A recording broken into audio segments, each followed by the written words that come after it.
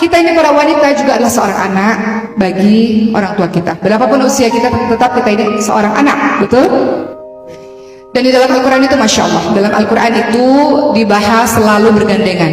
Jangan menyekutukan Allah, keduanya berbuat baik pada ibu bapak.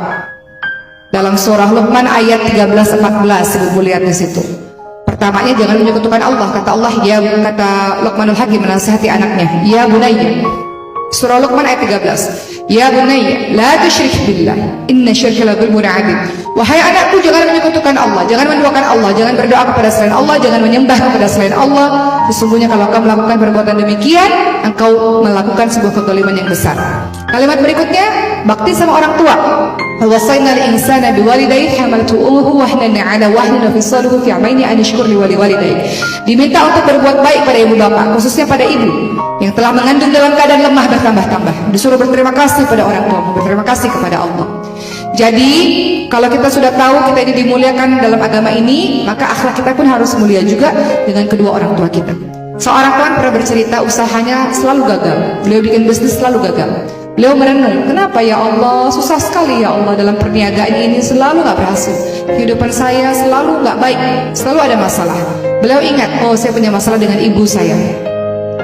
Saya punya masalah dengan ibu saya pernah menyakiti hatinya. Beliau pulang ke rumah, minta maaf kepada ibunya, minta ridha, dan kemudian baik hubungan dengan ibunya. Setelah itu kehidupannya baik-baik saja.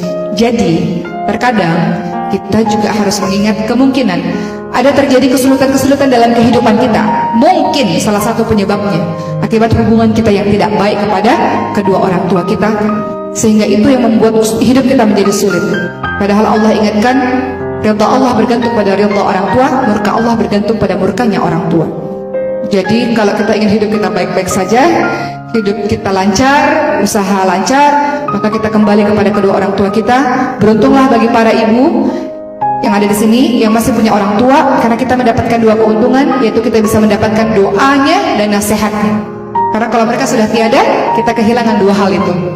Seorang wanita begitu dimuliakan ketika dia menjadi seorang anak. Di sebuah hadits disebutkan kalau kita memiliki dua orang anak atau tiga orang anak perempuan, maka itu menghalangi orang tuanya dari api neraka Allah. Seorang istri, seorang perempuan ketika posisinya sebagai seorang istri, diwanti-wanti bahwa Rasul juga ingatkan para istri ini diperlakukan harus dengan sangat baik, karena dia seperti tulang rusuk, dia terbuat dari tulang rusuk. Kalau dia dikeraskan, dia diperlakukan kasar, diluruskan secara paksa, maka dia akan patah. Atau diumpamakan yang lain oleh Rasul sebagai perempuan-perempuan ini seperti gelas-gelas kaca yang kalau bersentuhan sedikit bisa pecah. Artinya muliakan dan berlaku lemah lembut dengan para wanita, dengan para istri-istri.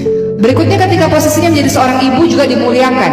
Kita ingat bagaimana ketika ada seorang yang mengatakan, ya Rasul, kepada siapa aku harus berbakti pertama kali?